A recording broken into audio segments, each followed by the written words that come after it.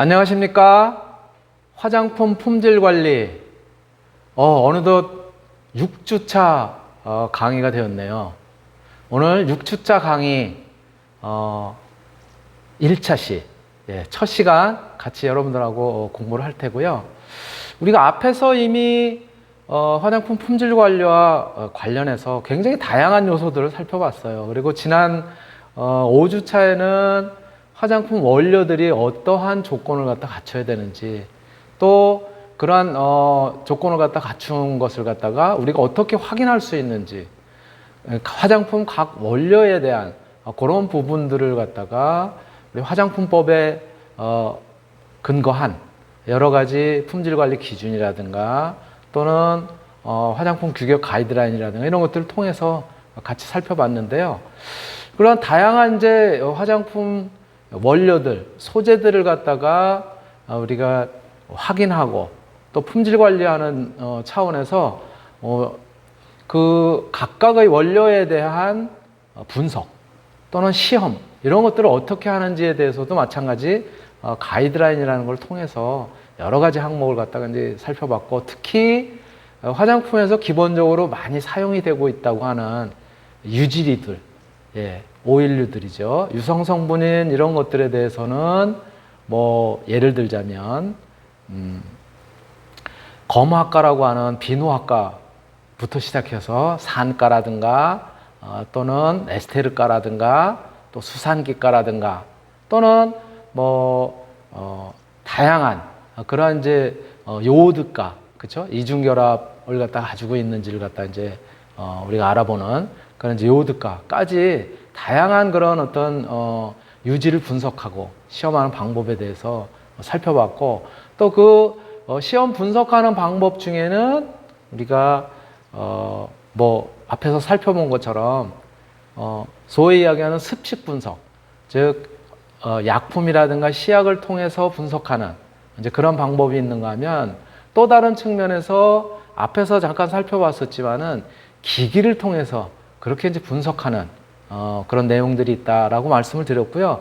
오늘은 바로 그러한 이제 기기를 통해서 어떻게 화장품의 성분 또는 원료들이 우리가 원하는 그러한 그 특성들을 갖다 물리적 성질들을 갖추고 있는지를 확인하는 그런 기기 분석과 관련된 내용들을 갖다가 6주차에서는 6주차부터 좀 같이 한번 살펴보도록 하겠습니다.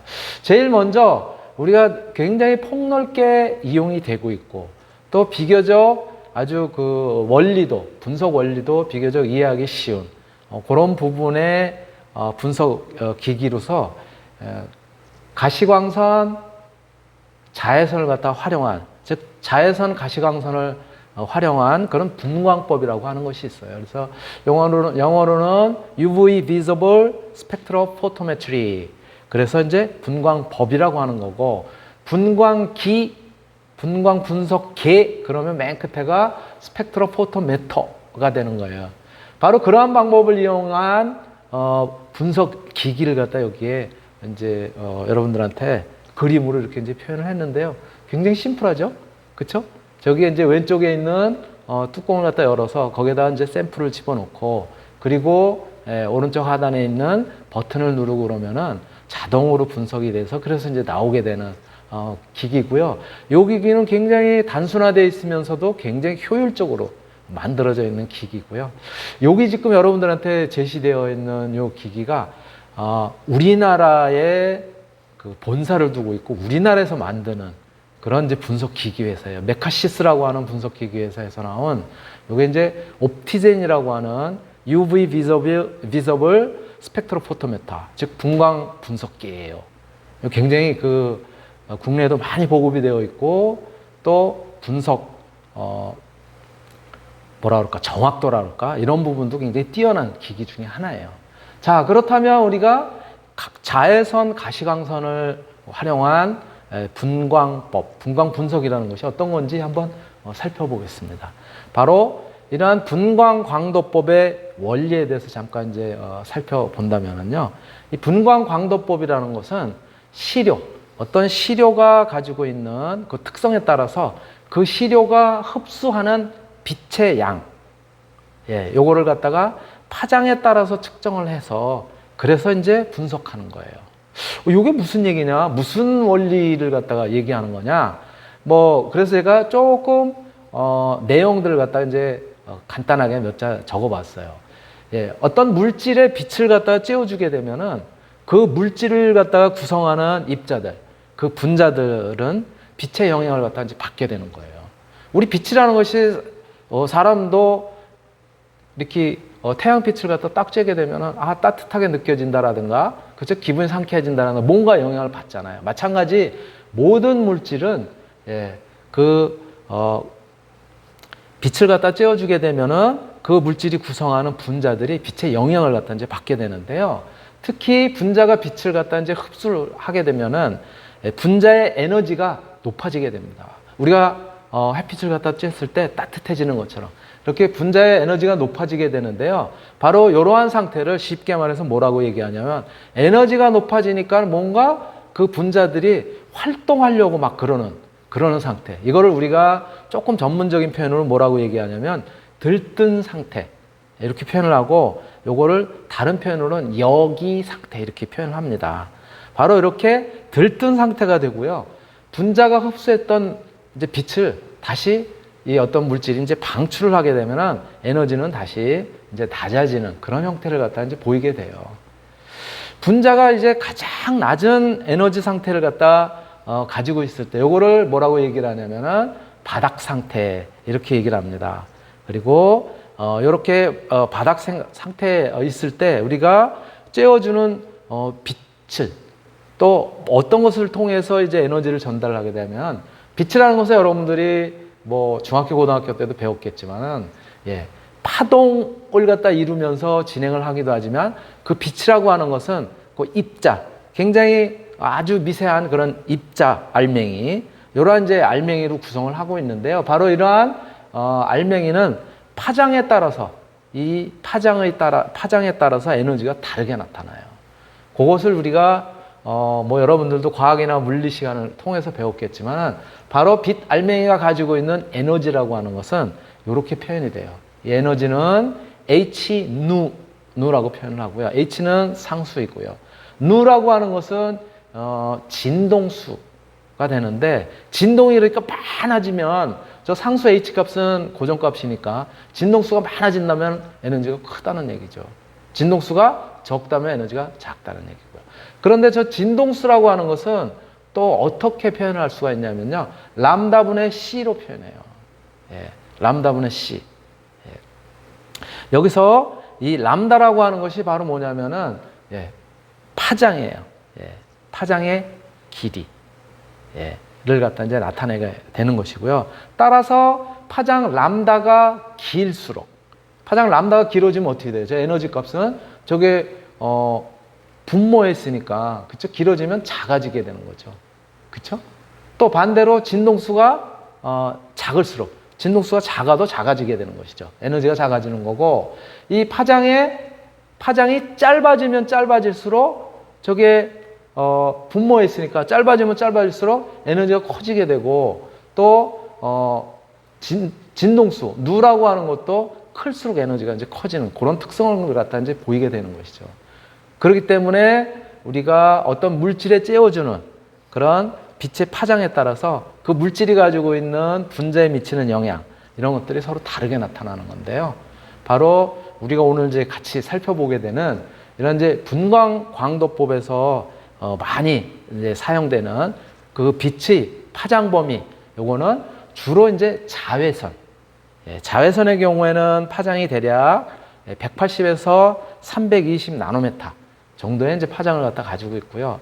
또 그리고 아까도 표현했었던 것처럼 가시광선, visible 이라고 얘기하죠. visible ray 이렇게 표현하는데 이 가시광선의 경우가 대략 이 파장의 범위가 320에서 800 나노메타 이런 정도 영역의 빛을 갖다가 이제 흡수를 하는 그런 특성을 갖다가 이용을 해서 우리가 어떠한 물질을 갖다가 분석을 하고 그렇게 됩니다. 바로 이렇게 분광광도법에서는 그래서 자외선과 가시광선 영역에 있는 그러한 이제 빛을 갖다 이용을 해서 그래서 어떤 물질이 무엇인지, 그 양이 얼마나 들어있는지 이런 것들을 분석하는 것이고요. 바로 전자레인지 우리 뭐라 그러죠? 우리 가정에서도 많이 쓰고 있는데 어떤 뭐랄까 음식을 갖다 데피거나 이럴 때, 가열할 때 이럴 때 이제 많이 사용하는 기기인데요. 바로 이 전자레인지는 마이크로파의 특성을 갖다 이제 보이게 되고요. 바로 이러한 마이크로파는 분자의 회전 운동을 갖다가 이제 하게 됩니다. 분자의 회전 운동을 갖다가 이제 일으키는 그런 특징을 갖다가 이제 가지게 있게 되고요. 여기 마이크로파의 범주가 되는 것이고요. 그리고 적외선은 인프라레드 이렇게 이야기를 합니다. 예, 이 적외선 분자는 진동 운동 상태를 갖다가 이제 변화시키는 그런 특징들을 갖다 가지고 있어요. 그래서 마이크로웨이브라든가 적외선 이런 것들은 이제 그런 특징을 갖다 가지고 있는데 반해서 그리고 그거보다도 조금 더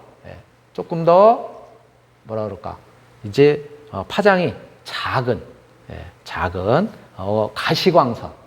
가시광선이죠. 이게 빛의 스펙트럼을 나타낸 건데요. 가시광선이라든가 그 다음에 자외선의 경우는 바로 이 가시광선보다도 더 작은 그런 형태를 갖다 나타나게 되겠죠. 파장이. 바로 이러한 것들은 전자를 갖다가 더 들뜨게 하는, 즉 더 활동적으로 하게 되는 이제 그런 상태로 만들게 됩니다. 그렇기 때문에 자외선보다도 파장이 또 더 짧은 그런 경우도 있죠. 그게 이제 뭐냐면 X선이에요. 저기 표현 보신 것처럼 X선. 그래서 투과력이 굉장히 강합니다. 그러다 보니까 분자의 결합을 경우에 따라서는 깨트리거나 또는 전자를 제거해서 이온을 만들기도 하는 그런 특징을 가지고 있는 것이 이제 X선이고요. 굉장히 강력한 거죠. 그래서 물질로부터 어떤 정보를 갖다 얻고 싶은지에 따라서 바로 이렇게 파장을 갖다가 파장의 크기에 따라서 파장의 길이에 따라서 이렇게 여러 가지 그 이용을 한다는 것이죠. 그래서 이렇게 파장의 크기가 점점 작아지는, 특히 우리가 가시광선이나 또는 이 자외선 이러한 영역을 갖다가 활용을 해서 그래서 우리가 분광강도계에서 어떤 물질이 어떤 것이 들어있는지 이런 것들을 분석하는 데 활용을 할 수 있다라고 말씀을 드릴 수 있고요. 바로 이러한 특징들 이것들을 갖다가 우리가 어떤 물질을 갖다가 분석을 하려고 하는데 거기다 빛을 쬐면 거기에 나타나는 특성들에 의해서 뭔가 알 수 있다라고 하는 것들 이제 실마리를 누가 이제 얻게 되냐면요. 먼저 비어라고 하는 사람이 법칙을 갖다 발견했어요. 이 사람은 뭐냐면은 저기 이제 보시는 것처럼 위에 화살표가 굉장히 커요. 빛의 세기가 강한 거죠. 그런데 그걸 갖다가 어떤 물질이 담겨 있는 거기다가 투과를 시켰더니 어떻게 됐어요? 세기가 좀 약해졌네. 그렇죠? 그런데 저 색깔이 강할 때, 색깔이 강할 때는 세기가 더 약해졌고 색깔이 엷은 그런 경우일 때는 투과를 시켰더니 저거보다는 조금 덜 약해진 그런 형태를 갖다 여러분들이 그림을 통해서 알 수 있죠. 바로 요거예요. 어떤 비어의 법칙이라고 하는 것은 농도에 따라서 농도가 크면 클수록 흡수하는 양이 빛을 흡수해서 투과하는 양이 적더라. 농도가 작으면 작을수록 흡수하는 양이 비교적 그래도 크더라. 라고 하는 것을 알아낸 것이 비어라고 하는 사람이에요. 그래서 비어의 법칙 이렇게 이야기를 하고요. 또 다른 사람이 또 이러한 이제 빛의 흡수라든가 이런 거와 관련해서 연구를 했더니 특징적인 것이 또 있더라 이거예요. 바로 그러한 이제 특징적인 것을 갖다 이제 살핀 것이 람버트라고 하는 사람이 이제 살펴본 거예요. 저기는 저렇게 농도가 같아요. 같은 농도인데 저기는 짧은 그런 이제 길이를 갖다 통과시켰더니 비교적 흡수된 양이 적더라 이거예요.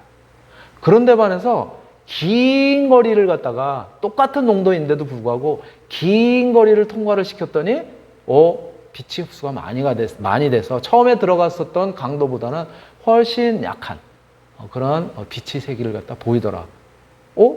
요거를 람버트라고 하는 사람이 이러한 이제 특징을 갖다 발견을 했어요. 그렇게 가만히 생각을 해보니까 과학자들이 비어라고 하는 사람은 농도에 따라서 빛이 흡수되는 세기가 달라지고 또 람버트라고 하는 사람은 같은 농도일 때 이 빛이 투과하는 길이가 길어지면 길어질수록 흡수되는 양이 달라지더라. 라고 하는 것을 갖다 이제 발견을 하게 된 거예요. 아, 요거 두 개를 갖다 융합시킬 수 있겠구나. 라고 해서 요 두 관계, 이런 것들을 융합을 한 것이 바로 뭐냐면 비어 람버트의 법칙이 되는 것이에요. 그래서 어떠한 세기의 빛을 갖다가 투과를 시료에다가 투과를 시키게 되면은 농도에 따라서 흡수되는 양이 많아지고 또 저 진행되는 길이에 따라서 흡수되는 양이 많아지더라라고 하는 비어 람버트의 법칙을 갖다가 이제 알게 된 것이죠. 여기서 P0라고 하는 것은 처음에 쪼여주게 된 빛의 색이고요. 그 다음에 P라고 하는 것은 그것을 투과해서 나온 그런 이제 빛의 색인 것이죠. 이럴 때 입실론이라고 하는 것을 빛의 몰 흡광계수. 그래서 얼마만큼 저 농도에 따라서 많이 빛을 갖다 이제 흡수하는지 그것을 계수로 나타낸 거고요. B라고 하는 것이 저기 보시는 것처럼 저 셀이라고 할까? 빛이 투과하는 그런 이제 통과하는 그런 이제 거리를 나타낸 것이고요. 저 안에 저 C라고 하는 것이 바로 시료가 가지고 있는 그런 물질의 농도로 이제 표현할 수 있다라고 하는 그런 관계를 갖다 이제 알게 된 거예요. 그렇다면 이러한 특징들을 갖다 이용을 하면 바로 분석하는데 굉장히 도움이 되겠구나라고 하는 것을 이제 알게 된 것이죠. 자, 그런데 이러한 관계를 갖다 이용하기 위해서는 아까 우리가 앞에서 살펴본 것처럼 뭐라고 그랬죠? 빛의 특정적인 그런 파장이라든가 이런 것들을 사용함으로써 어떤 물질이 가지고 있는 그런 이제 성질들 이거하고 연관을 지어서 또 이제 할 수 있다는 것을 알았어요, 아까. 그렇죠? 예. 그래서 이 분광광대라고 하는 것은 기본적으로 어떤 구조를 갖다가 이제 이루고 있냐면 이렇게 되어 있어요. 제일 처음에는 빛을 갖다 쪼여야 되니까 빛을 램프를 통해서 빛을 갖다 이제 이렇게 쪼이게 됩니다. 저 램프는 빛의 형태로 이제 이렇게 발산을 하게 될 거 아니에요. 그런데 아까 뭐라 그랬냐면 파장의 특성에 따라서도 어떤 물질이 이렇게 나타내는 그런 이제 특징, 빛을 얼마나 흡수를 하는지 또는 에너지를 얼마나 흡수하는지 그에 따라서 어떤 특성을 나타내는지 이런 것들이 달라진다고 얘기했잖아요. 그러니까 저거를 갖다가 프리즘을 통해서 프리즘을 통해 가지고 파장별로 이렇게 쫙 나눠요. 여러분들이 잘 아시는 것처럼 우리가 태양광이라고 하는 그러한 빛을 갖다 프리즘을 갖다 통하면은 그 파장의 크기에 따라서 이렇게 소위 이야기하는 빨주노초 파남보로 파장이 큰 것부터 작은 걸로 이렇게 쭉 나눠지잖아요. 그렇죠? 그렇게 프리즘이라는 것을 통해서 저렇게 빛을 파장별로 나눠주고요. 우리가 사용할 그런 파장이 무엇이냐에 따라서 요 소위 모노크로메터라고 하는 요 모노크로메터라고 하는 이런 것들을 통해 가지고 그래가지고 그 중에서 선택을 하는 거예요. 어떤 특정한 파장의 빛만. 그래서 그 특정한 파장의 빛만 선택을 해서 그거를 갖다가 시료 여기 샘플이죠. 시료가 있는 곳에 투과를 시키면 그때 그 시료를 투과를 하면서 그러면서 거기서 이제 특정한 그 파장의 빛을 갖다 이제 흡수를 하겠죠. 그렇죠? 흡수를 하면은 그 흡수 정도가 처음에 들어간 것이 빛의 세기가 P0였었는데 나중에 나오는 빛의 세기가 P다라고 하는 그런 특성을 갖다 우리가 이제 측정을 할 수가 있겠죠. 앞에서 비어 람버트의 법칙에 의한다면은 뭐라 그랬죠? 빛이 투과하는 양들은 농도에 비례한다. 그렇죠? 농도가 높으면 높을수록 흡수가 많이 되고 투과를 적게 하는 거고. 그렇죠?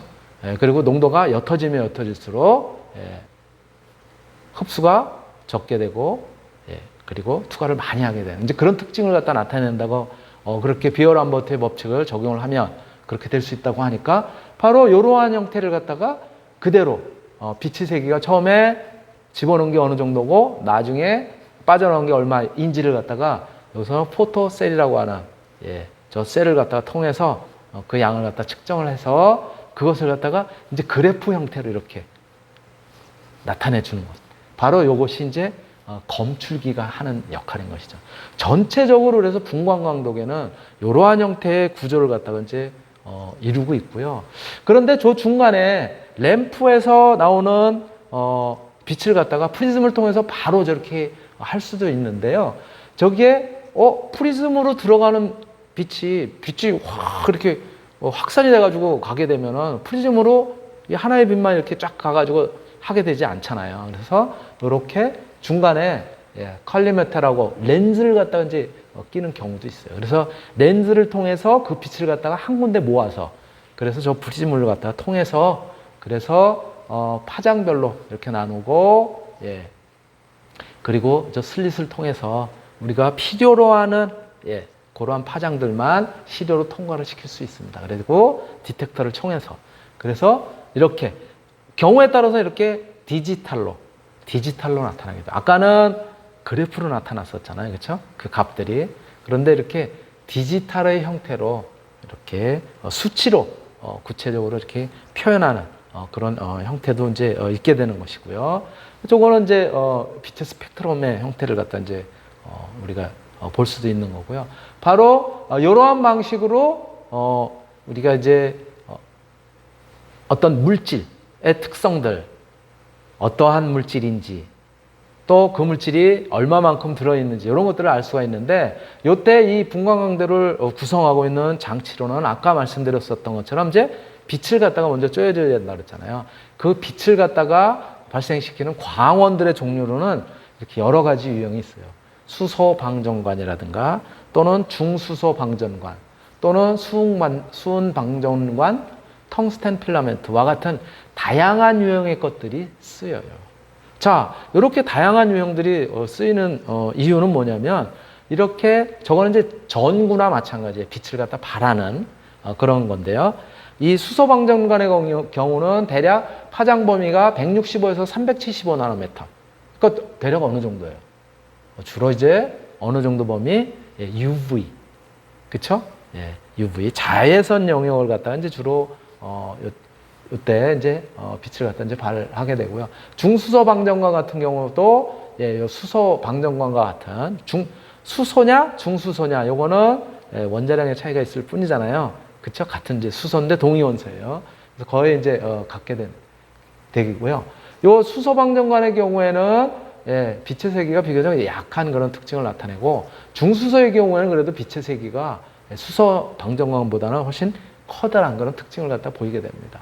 그리고 수은 방전관 같은 경우가 이제 200에서 400 나노미터 범위 이러한 이제 특성을 갖다 이제 보여주게 되고요.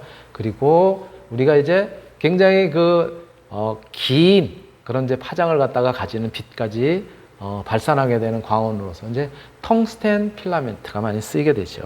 그래서 텅스텐 필라멘트의 경우에는 350 나노미터 이상의 주로 이제 가시광선을 가지고 있는 그런 이제 빛을 갖다 발하게 됩니다. 그러니까 바로 이렇게 광원으로서는 이러한 다양한 유형을 갖다가 조합을 해서 그래서 이제 빛을 갖다 쪼이게 되는 것이고 그 쪼이게 된 빛을 아까 우리가 이제 살펴본 것처럼 그 빛을 갖다 이제 한 군데 모아서 렌즈를 통해서 한 군데 모아서 그래서 그것을 다시 프리즘을 통과시키면 프리즘으로부터 굉장히 다양한 파장의 빛을 갖다가 그 중에 이제 빛이 이제 나오면 그거를 갖다가 그 중에 하나만 특정한 그런 이제 파장을 가진 빛만 선택을 하게 되는 거죠. 바로 그 선택을 하는 것이 단색화 장치 이렇게 이제 이야기를 하는 거예요. 그래서 필터 또는 이제 분산 장치라고 얘기를 하고요. 이제 분산 장치가 프리즘이 되는 거고 그 분산된 빨주노초 파남보로 분산된 특정한 우리 파장만을 이용을 하겠다라고 하는 것이 이제 필터인 것이죠. 그래서 프리즘의 경우에는 분산 장치의 경우는 이제 프리즘 또는 이제 회절발이라고 하는 그레이팅이라고 하는 것을 갖다 이제 쓰게 되는데 여기에는 이제 두 가지 유형의 것들이 사용되기도 합니다. 그리고 이것이 이제 시료를 그래서 단색화의 형태로 되어 있는 즉 파장이 단일 파장의 형태로 되어 있는 빛을 갖다가 시료에 통과를 시켰단 말이에요. 쭉 통과를 시켰더니 그 다음에는 이제 우리가 검출기를 통해서 도대체 어느 정도 양이 통과가 됐고 어느 정도 양이 흡수가 됐는지를 갖다 이제 알 수가 있게 되는데, 바로 그때 사용되는 이제 검출기가 광전관, 또 광전증배관 또는 포토셀 이런 것들을 통해서 거기에 이제 여러 가지 유형들이 있는 것이죠. 이런 것들을 통해 가지고 우리가 검출을 할 수가 있어요. 포토셀에서는 화관압이라든가 실리콘 다이오드로 구성이 되어 있는 이러한 이제 검출을 이제 할 수 있는 그러한 부분들이 이제 장착이 되어 있는 것이죠. 이러한 형태의 분광광독의 구성을 가지고 우리가 어떤 시료, 미지의 시료에 어떤 물질이 들어있는지 또 농도가 어떻게 되는지 잘 모를 때 그 시료를 갖다가 우리가 분석을 해낼 수 있다. 이렇게 이제 말씀을 드릴 수 있고요. 바로 그렇게 분석되어 있는 유형이에요. 요 피크는 조금 전에 여러분들이 이제 보셨던 것처럼 그렇게 분석계를 통해서 기록계에서 바로 투입된 빛하고 또 그 다음에 빠져나온 빛하고 그런 차이들을 갖다가 그래프로 그 관계를 갖다 그래프로 나타낸 건데요. 요거는 아이소프렌이라고 하는, 여기 있죠. 아이소프렌이라고 하는 그러한 물질이에요. 그러한 물질을 갖다가 흡광 광도계를 통해서 그 스펙트럼을 얻은 건데요. 보시는 것처럼 요거는 각 파장에 따라서 쭉 어떨 때 가장 많이 흡수가 되는지를 갖다 이제 나타낸 거예요. 그랬더니 어떻게 되는 거예요? 저 파장이 람다라고 하는 요 빛의 파장을 222 나노메타 부근에서 빛이 가장 많이 흡수가 되더라고요. 222 나노메타 부근에서 가장 빛이 많이 흡수되는 특징을 뭐가 아이소프렌이라고 하는 물질은 나타내고 있는 그런 것들을 알 수가 있으니까, 그러니까 얘네들을 이제 분석하려면 어떻게 하면 돼요? 파장을 222 나노메타로 세팅을 해놓고 그렇게 해놓고 분석을 하면 농도에 따라서 농도가 진하면 많이 흡수가 되는 거고, 그렇죠? 농도가 엷으면 덜 흡수가 되는 거고, 그러한 특성으로 나타나겠죠. 그래서 바로 이러한 분자흡광 스펙트럼을 갖다가 우리가 통해서 요 물질은 어떠한 파장의 빛을 갖다 많이 흡수를 하는지 이런 것들을 갖다 먼저 이제 찾아내게 되고요. 그 다음에는 찾아내게 되면 그 빛의 파장 범위 이것을 갖다 이제 설정을 해서 그래서 우리가 분석을 함으로써 농도가 얼마인지 이런 것들을 갖다 이제 알 수가 있는 거예요. 그래서 바로 이러한 방식으로 스펙트럼을 통해서 이제 분석을 할 수가 있고요. 그래서 조금 전에 말씀드렸던 것처럼 이제 222 나노메타에서 설정을 해놓고 농도에 따라서 그럼 어떻게 값이 달라지는지 저렇게 여러 개의 농도를 갖다 시료를 갖다 미리 만듭니다. 만들어가지고 그것에 따라서 이제 농도에 따라서 어떻게 흡수가 되는지 그 정도를 갖다 이렇게 쭉 하게 됩니다. 바로 C1부터 C2, C3, C4, C5, C6. 자, 요거는 지금 제가 여러분들이 이해를 이제 하기 쉽게 하고자 해서 이렇게 이제 표현을 한 거고요. 농도가 낮을 때일수록 적게 흡수가 되겠죠. C6처럼 적게. 그 다음에 C5 이런 식으로 농도가 점점 높아질수록 이렇게 흡수가 많이 되는 그러한 검량선을 갖다 우리가 작성을 할 수가 있어요. 바로 이것을 갖다 검량선 이렇게 이야기를 하고요. 캘리브레이션 커브 또는 스탠다드 커브라고 얘기를 합니다. 그래서 표준 물질을 사전에 이렇게 분석을 해보면 그 다음에 기기를 통해서 분석을 했더니 흡수도가 얼마다. 그러면 거꾸로 농도가 얼마인지를 갖다 우리가 알 수가 있는 것이죠. 이러한 방법으로 우리가 물질을 갖다가 찾아내고 또 그리고 그 물질의 농도가 얼마인지를 분석할 수 있는 것이 바로 분광광독의 원리다라고 이렇게 말씀을 드릴 수가 있고요. 자, 그래서 분광광독법을 갖다가 이렇게 우리가 지금 얘기했었던 내용을 갖다가 이제 요약을 하면 물질에 빛을 쬐어주면 물질은 빛을 흡수하는데 분광광독에는 물질이 빛을 얼마나 흡수하는지를 투광도 또는 흡광도의 형태로 알려주게 되는 거죠. 그러한 성질을 갖다 우리가 이제 이용을 한다는 거예요. 그리고 흡광도라고 하는 것은 물질의 농도에 이제 비례를 하기 때문에 흡광도를 측정하면 농도를 모르는 물질의 농도를 조금 아까 표준 물질을 먼저 한번 해보면 바로 농도를 알아낼 수 있고요. 흡광도와 농도와의 관계를 이용해서 바로 비어 람베트 비얼 람버트의 법칙을 활용한 그러한 이제 그 원리가 바로 분광 강도계다. 그렇게 함으로써 어떤 물질 내에 특정 작용기가 존재를 하는지, 즉 특정한 물질이 특정한 분자가 존재하는지, 이런 것들을 알 수가 있고요. 또 금속이온의 전자 구조라든가 이런 것들도 파악을 할 수가 있고, 또 용액 속에서 특정한 분자들, 즉 특정한 물질의 농도가 어느 정도가 있는지 이런 것들을 분석해낼 수 있다는 거죠. 이것이 바로 우리가 오늘 배우게 되는 분광강도법에 대한 내용이고요. 바로 이렇게 분광강도법의 그래서 특징은 정성 분석, 흡수 분광계는 정성 분석을 하는, 즉 어떠한 물질들이 포함이 되어 있는지, 아까 파장에 따라서 피크가 달라진다고 그랬잖아요. 그렇죠? 제일 많이 흡수되는 그런 파장을 갖다가 비교를 해보면 이거는 어떤 물질이다 대략 이런 것들을 알 수 있다는 거죠. 그리고 정성 분석이라고 하는 것은 바로 이렇게 표준 물질의 흡수 스펙트럼과 미지 물질의 스펙트럼의 모양이 일치하는 그러한 유형을 통해서 어떤 그 물질이 들어있는지, 즉 정성 분석이에요. 성질이 무엇인지라고 하는 이런 것들을 알 수가 있고요.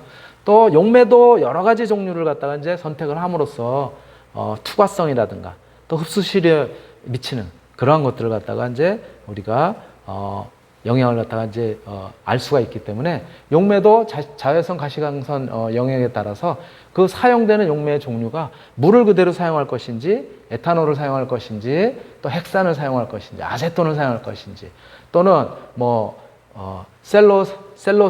솔브를 갖다 이제 사용할 것인지, 뭐 여러 가지 유형의 그러한 이제 파장에 적용이 되는 그러한 그 용매를 갖다 우리가 이제 사용을 할 수가 있습니다. 바로 이런 것들을 통해서 우리가 정성 분석뿐만이 아니라 표준 물질을 이용한 정량, 양이 얼마가 되는지, 농도가 어떻게 되는지의 그런 분석을 갖다 할 수가 있다라고 하는 것을 오늘 우리 분광 강도계를 통해서 UV Visible Spectrophotometry라고 하는 그런 방법을 통해서 우리가 물질을 어떤 물질인지 또 그 양이 얼마가 되는지 분석한다는 방법을 갖다 같이 한번 살펴봤습니다.